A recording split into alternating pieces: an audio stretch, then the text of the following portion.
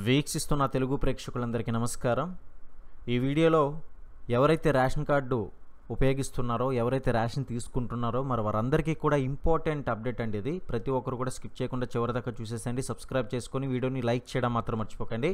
అయితే ఇప్పటికే చాలామంది మరి రేషన్ తీసుకుంటున్న వారిలో మరి ఈకేవైసీ పూర్తి కాలేని వాళ్ళు ఎంతోమంది ఉన్నారు. అయితే ఆంధ్రప్రదేశ్ ప్రభుత్వం రేషన్ కార్డులు ఉన్నవారికి మరోసారి అయితే ఎలక్ట్ చేసింది.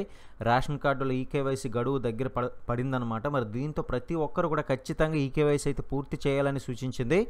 రేషన్ కార్డు ద్వారా సంక్షేమ పథకాలకు అర్హులైన వారిని అయితే గుర్తించవచ్చు. మరి ఇందులో భాగంగా ఒకవేళ గనక మీరు ఈ నెలాఖరులోగా అంటే 30వ తేదీలోగా ఈకేవైసీ చేయించుకోకపోతే మీ యొక్క పథకాలు అనేది పూర్తిగా బంద్ చేయడం జరుగుతుంది. అంటే మీరు ఆ యొక్క లిస్టులోకి అర్హత జాబితాలోకి అయితే మీరు వెళ్ళరు అని అంటుంది ప్రభుత్వం. మరోసారి హెచ్చరిస్తుంది.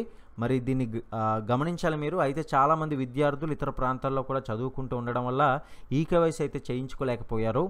గడువు 30వ తేదీ అంటే ఈ నెల 30వ తేదీ అయితే మరి ముగిస్తుంది. దీంతో ఇక 1,750,000 మంది వేలిముద్రలు అయితే వేయాల్సి ఉందని అయితే చెప్తున్నారు ప్రభుత్వం.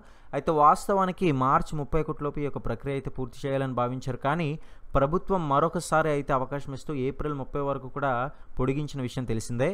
అయితే 2020లో రేషన్ కార్డులు ఇచ్చిన తర్వాత రాష్ట్ర వ్యాప్తంగా కూడా చాలామంది అయితే చనిపోయారు. కానీ వారి పేర్లను అయితే ఇంకా తొలగించలేదు. చాలామంది అడ్రస్లు కూడా మారాయి. వీరంతా కూడా ఇంకా ఈకేవైసీ అయితే చేసుకోలేదు.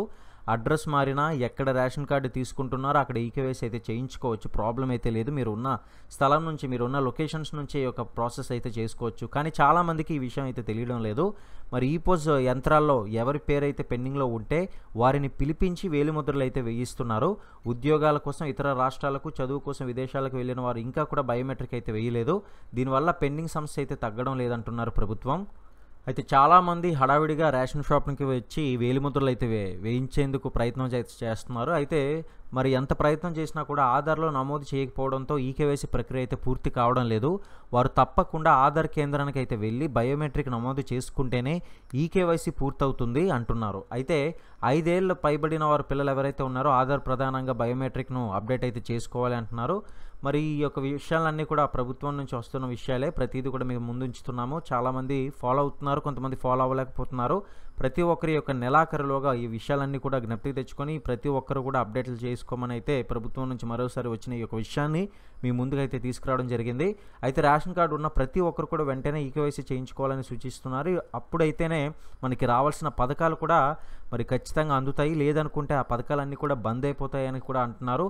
పథకాలతో పాటు రావాల్సిన బెనిఫిట్స్, రేషన్ నుంచి వచ్చే బెనిఫిట్స్ ఏదైనా కానివ్వండి, రేషన్ కార్డు నుంచి వచ్చే రేషన్, అలాగే పప్పులు కానివ్వండి, బియ్యం కానివ్వండి, ఇటువంటి బెనిఫిట్స్ కూడా కోల్పోతారని అయితే అధికారులు తెలియజేస్తున్నారు.